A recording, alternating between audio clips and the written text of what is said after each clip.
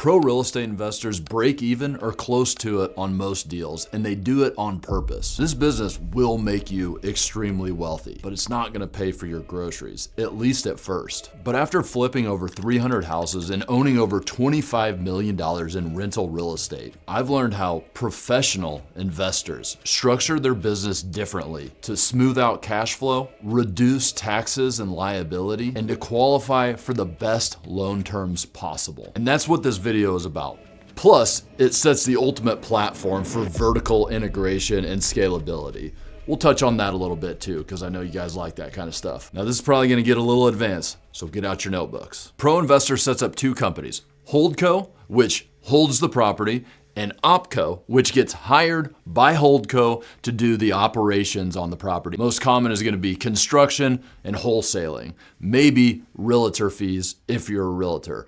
But both of the companies pay you back because you own both of the companies. That's version one, very simple. Now later, like I said, we're gonna get into the vertical integration and a bunch of different Holdcos and a bunch of different opcos. But for right now, let's get into the first problem and why you need to set things up this way. And that's smoothing out your cash flow. So here's the thing. Rental real estate is as good as it gets. And I bring in over $1 million a year in rental revenue, but that doesn't necessarily pay my groceries. And I know that sounds crazy to hear, but the reality is after you get done paying for property management, vacancy, maintenance, taxes, insurance, capital expenditures like your roof, your HVAC, and your mortgage payments, principal and interest, most of the revenue is gone. And whatever's left, I'm putting to the side for extra CapEx expenses and vacancy because those places aren't gonna be rented all the time and I need to prepare for that. And I'm kind of a chicken shit. So I put a little bit too much aside because I'm scared that bad things are gonna happen. I'd rather have the cash there in case it does. Hopefully that doesn't deter you because rental real estate really is great because every year the rents are gonna go up. And sure, my maintenance costs might go up with it, so are taxes and insurance, but that payment that I make to the bank every month is gonna stay flat, and after 30 years, it's gonna go to nothing. And then my monthly cash flow gets humongous. We're planning for the future here. Okay, so you might be thinking, what about house flips? Well, house flips are great, but they're big lump sums of cash that are unpredictable and they're very spread out. So if I need some cash tomorrow, I can't just do a house flip and make my money. I have to buy the house flip, I have to do the construction, got to put it on the market, wait for it to sell, and then wait for it to close. In the best case scenario, that might be 4 months. Probably more like 6 or 8 months. And that's where the business structure that we're talking about comes in. That way I can get paid today. The day I close on that property, I can start getting paid. And I'm gonna give you a real example. I'm gonna read it off here. So I buy a house that has an after repair value of $300,000. Acquisition price, I bought the thing for $134K. I know that sounds like a great deal, but it needed some work.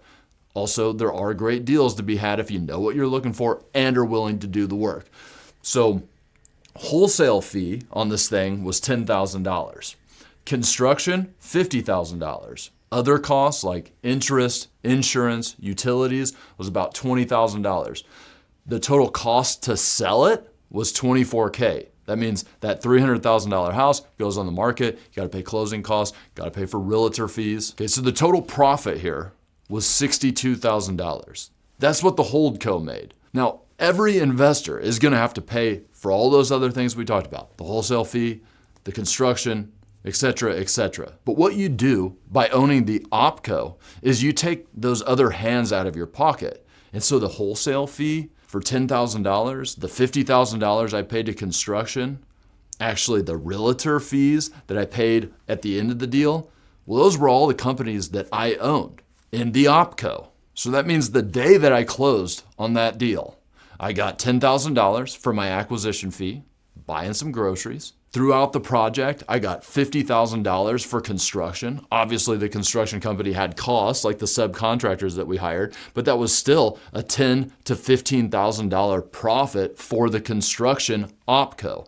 And then when we went to sell it, our brokerage got paid 3%, which was another $9,000 bucks. That's like $30K or better that went in my pocket. this is probably the confusing part for you. Why did I just pay myself? I didn't. I got a loan to purchase that property and all the work that needed to get done to it. So this loan paid for my wholesale fee, paid for the construction. I guess it didn't really pay for the realtor fees because that comes out of closing at the end, but you get the idea. That's how I start paying my own salary from day one instead of having to wait. And even if you have the cash to do this stuff, there's some big benefits to taking a loan instead, which we're about to get to. But first, we need to talk about your liability and why these two separate companies protect you from the vampires out there that want to suck out all your money. But first, I want to talk about the tax laws and how they are set up for long-term real estate investors because that's who wrote the tax code. But flippers, well, we kind of get screwed. A flipper ends up having to pay 50 to 60% of their profits. That's right. You make 60,000 bucks on a flip, you might be paying half of that or better to the IRS for your winnings. That's not cool. Now, there's lots of strategies, but the number one strategy for me is the foundational formation of the companies. The fact that I can move money around legally because of the Holdco and the opco. And in the opco, I have some strategies available to me that would be a lot more complex in the Holdco. So what I do by paying my operation company more to do this work, I actually take a profit in those companies. Now I'm able to do things like set up an IRA, set up a solo 401k, regular expenses like, for instance, going out to eat lunch with somebody you're doing business with. For instance, my wife, who's my realtor, my gas, my truck itself, the camera that I'm filming this thing on is a business expense because I'm making videos for marketing. The office that I rent from another one of my holdcos, by the way. And another strategy you can use to mitigate self-employment tax, which is an extra 15% tax that the government puts on you, is setting up your business as an S Corp. Gets taxed as an S Corp instead. You get to mitigate that 15% self-employment tax.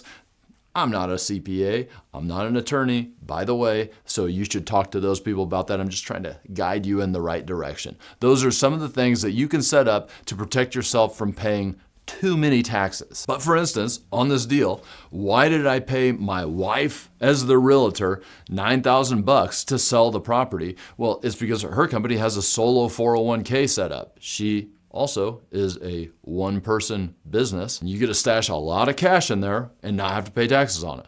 Great deal. So let's go through an example here. Looking at the computer once again. Remember, ARV was $300,000, acquisition $134,000, paid a wholesale fee of $10,000, $50,000 for construction. Other costs were around $20,000. Cost of the sale were $24,000. Total profit across everything was $91,000. That's all the money that I got to bring back to me as an owner of those companies. And for you cash buyers out there, I'm going to give you a little example. Let's say that I didn't want to take somebody else's loan. So me, in my opco, become the lender for my holdco. And I get to pay myself interest, just like I would a hard money lender, because my opco is acting as a lender. Okay, so now out of that $91,000 of profit universally on that deal, only around 40 of it came from the holdco, and the other 50-ish came out of the opco. So holdco gets screwed. Got to pay about half of that. So $20,000 in taxes. But the $50,000 profits that you had in your opco, after the IRA, the solo 401k, after your business expenses, after some other strategies that you might end up paying around $10,000 in taxes there. Okay, so instead of paying around $45K on the $90,000 profit you have, you're only paying $30. You see how taxes are a huge part of the game. It's not just offense, it's about the defense. It's about protecting yourself from the vampires, which leads me to the next vampire, which is litigators. Here's the thing. I used to think that, I got to own everything in cash. That's like the way you do things. You got to own it in cash. You got to work to own it in cash. You've heard all that, right? And I did. Own my personal house all in cash. Thought that was the way to go. Even Rich Dad Poor Dad says that that's a liability. You should own it in cash. Then I got sued. And the first thing that attorney did was went looked at my personal house, saw I owned it in cash, and came after that bullseye out there because that's really easy money to get to. By the way, that's why you want to have a loan on these houses because they're not as attractive to those vampires. But not only that, same situation, the litigator wasn't able to come after my personal house because the problem that they had was not with me who owned the house, it was with the operation co, construction in this case, okay? And that is the benefit of having these companies set up separately. Once again, not a lawyer, just trying to set you in the right direction. But since these companies are separate, if you do a lot of things right, like separate bank accounts, don't act as if they're the same, you don't do what's called piercing the corporate veil. That means that indeed, opco is different from holdco, which is different than you. And that means that if there's grief with opco, it can't move upstream to holdco or move upstream to you personally. And same thing, can't move downstream. If somebody has grief with you, that doesn't necessarily mean they can go after your company. Not necessarily, not a lawyer, once again, just trying to give you an idea, point you in the right direction, and show you why it's so beneficial to have these separate structures set up, not only from a liability standpoint, but from all of these standpoints. And remember, truly, the safest thing you can do is put a loan on that house. And let's talk a little bit about loans. Like I said, even if I was a cash buyer, I might set myself up to lend out of my opco. And this is why. Because when you go to refinance a house, let's say you're holding it as a rental. Well, there's two types of refinances that you can do. And just so you understand how it works, that $300,000 house, if I wanted to put a loan on it, generally, you're told that you can get about 80% of that as a long-term fixed rate mortgage, so $240,000 in this case. But there's two types of refinances. There's a rate and term refinance, and there's a cash out refinance. Okay, if I was a cash buyer and I bought that house, did the renovation, and I went to do a refinance on it, I'd be doing a cash out refinance. And the thing is that banks and DSCR lenders, they don't want to give you 80% on a cash out. They want to give you less, usually like 70%. Not only that, they want to give you higher interest rates. Whereas if you do a rate and term refinance, which means, oh, hey, there's already a $240,000 loan on there, therefore we're just paying off that loan and replacing it basically. Well, they're going to go all the way up to 80% in a lot of cases, and they're going to give you better interest rates on a rate and term. So even if I have the cash to buy it, I might go out there and look for a loan. So at the end of the day, I can get a rate and term refinance instead of the cash out refinance. And finally, let's talk about how to explode your business. All right. And this is the structure that I and a lot of professional house flippers and real estate investors use. All right. So I personally have a Holdco. Okay. But not only do I have a Holdco, I also have a Flipco. All right. So a house that I know I'm buying just to flip, I buy in the Flipco because there's a little bit more risk there because of all the things that we talked about. And then if I have a house that I'm buying as a rental, I buy it in the Holdco. Both of those hire the opco. But I don't have to have just one Holdco. I could go to somebody else who's wanting to invest in real estate. And I can say, hey man, we could set up a partnership where we own Holdco 2, 50-50. You supply the money, I'll supply all of the operations, and then you go find somebody else who wants to do the same thing. Now you have Holdco number 3, and you and the partner own that Holdco together. Each one of these partnerships could also have a Flipco if you guys decide that you want to not only hold property, but you also want to flip property, or it could just have Flipco. This is also how people structure funds. You could raise money from a lot of different people to own this Holdco together that goes and buys property, either to hold or to flip, or you could separate it into a separate Flipco. The Holdco and the Flipco thing is just for an added layer of protection and organization.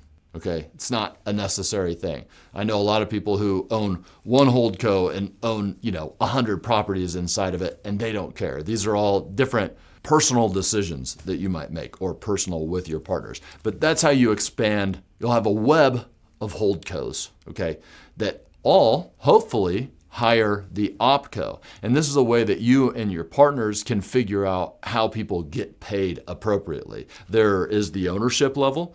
Should you be 50-50? Should you be 60-40? But then there's actual work that's happening out there. So you might decide, okay, we're going to be 50-50, but we got to hire the opco, which yes, I also own. And yes, I might make some profit here and there off of it, but I want to be paid to do this work. Or it might be the deal that you make with the partners that opco gets only paid back cost, but I still have them separated because it makes things easier to organize. Opco is always doing all of the operations. Okay, now let's talk about ultimate scalability. Not only do you have all of the different holdcos and flipcos, you have multiple different opcos. Okay, it's not all housed in one. It might be a construction company, a wholesale company, a real estate brokerage, a PM company, property management. And then we might go another level down. The construction company might be hiring people like a mechanical, electrical, plumbing company, a handyman company, a dumpster company. You could also own all of those, which I have. The wholesale company could do marketing for other people, could be a mail house as well that you hire. These are all companies that the wholesale company itself would be paying. So you could always own those too. Real estate brokerage, staging, PM company, maintenance, move outs, lawn care services. These are easy to rattle off because I tried all of these when I was in total growth phase. Obviously, I've ultimately decided to squeeze things down a little bit and become the one-man real estate business, but still own some of those companies, and they do have employees. But it is just the way that I look at things. That company, the real estate company, my personal one, is separate from all of these other things. It just hires those companies. Just so happens that I might own some of them as well. That doesn't necessarily mean I'm in there managing it every day. And here's the thing. Each one of those opcos also has outside customers. That's why it makes make sense. It's not just feeding all of these holdcos that you're part of. It's also taking on more customers. But that is the beauty of this whole thing, is that you could set the platform. The base, the foundation customer base is your holdcos. But that gives you the platform to go out and take on new customers and ultimately grow real businesses out there for you out there that want ultimate scalability. Like I said, that is something that I absolutely wanted when I first set out to do this, and I did a lot of that. I ultimately decided that is not what I want to do. A lot of headaches without the reward. But maybe I just wasn't good at all that. But what I'm really good at is running a solo real estate business, which I've been doing for 15 years. As most of you guys know, I have frameworks, I have strategies for everything in here, and I am a big believer in base hits over home runs, making sure that I'm controlling my wealth generation all the way to the top. And that's what I teach in the Solo House Flipper School. You guys, it's free for now. You should check it out. Come in there, ask your questions. I answer every question every day. I'll put the link in the description. And also, if you're not ready to take that step because for whatever reason, you don't want a bunch of free advice from somebody who's been doing it for 15 years, check out this video right here. I took a 7.5-hour video to teach you everything that I could think of that you might need to use as a house flipper. Thanks. See you later.